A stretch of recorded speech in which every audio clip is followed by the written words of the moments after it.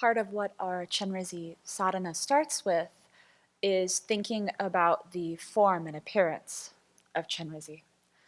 And some people here have articulated that they struggle a little bit with all the heads and all the arms, and if you aren't coming to it quite with the right perspective, it can seem like something that's 11-headed might not be so friendly. For me, I remember the first time I ever saw a representation of thousand-armed Chenrezig, and it made a really positive impression on me. And certainly our stained glass window here is something that I've always found very beautiful. So I wanted to think a little bit more about the form of this Chenrezig, and especially try to get it to a place where, okay, yeah, this really makes sense as something warm and compassionate and inviting.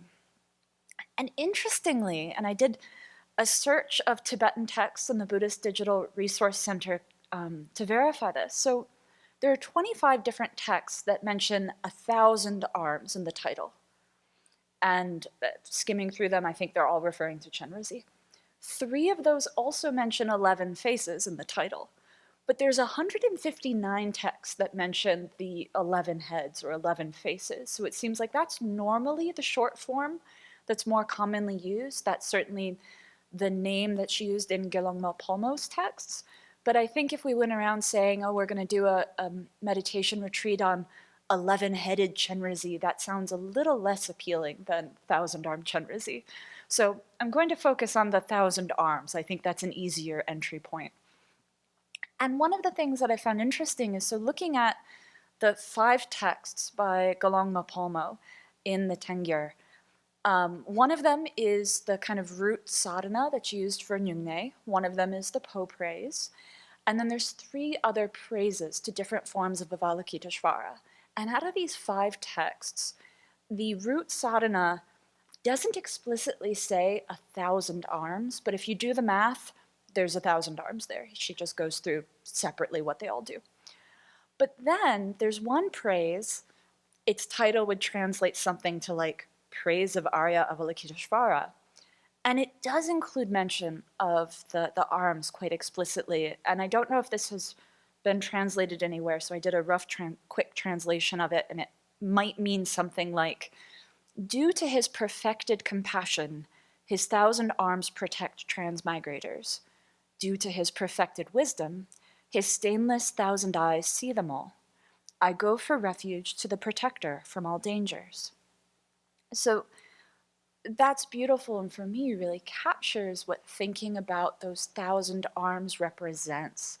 This form of protection, and protection from many different dangers. In my mind, having 1,000 arms means that he can do so many things at once. That really appeals to me. So I started reflecting on that and thought this could even be a spreadsheet of all of the things that he could do. But I didn't think that would be so interesting to share with you all, so I got a little bit out of my comfort zone, and I promised that AI had nothing to do with this. And so I'd like to share with you my reflection a little bit on what Chenrezig can do with those 1,000 arms. He can be your sous chef and chop many vegetables, especially when you're cooking for a big retreat. He can hold umbrellas to keep crowds dry in the rain, and shave the heads of those who wish to ordain, drive home those who are drunk, and catch those who are klutzy, hold back those who are blinded by anger and about to commit grave negativity. He can teach children to count to very large numbers, open difficult jars for those in a pickle, shovel the whole road to remove all the snow, and return baby birds to nests when they've fallen below. Give those fearful of crowds the experience of crowd surfing. Give a thumbs up when one needs assurance, and strongly nudge those who need more courage. Demonstrate vector mathematics, even changing bases and cross products. Wake you ever so gently so you won't be late, and give a high five to those with reason to celebrate. Carry anyone across the river who needs a bridge. Sign for those who are deaf, and guide those who are blind, and tuck each person in and turn off the light. Move turtles off the road and out of harm's way. And give a thumbs down when someone's boss or professor makes a biased joke and it seems like everyone else in the room is laughing and thinks it's funny, but you're actually quite offended. And in that case, they'll know they're not alone. Pet all of the stray cats and dogs waiting for a home. Inject vaccines in the children who need not get sick. Apply balm to weary bodies sore from hard work. Keep space between protesters and those who counter-protest. Hold and rock crying babies so caretakers can rest. Hug those who've lost loved ones. Grab migrants off a sinking ship and swim them to a better land. Free those who are enslaved or unjustly imprisoned. Hand food to those who are starving. Cast back starfish, whales, dolphins, and any other creatures stuck on the beaches. Pick up all the guns and break them to pieces. Remove rubble from buildings destroyed by bombs, hurricanes, and earthquakes. Dress the wounds of people covered in blood. Grab hold of and rescue those caught in a flood.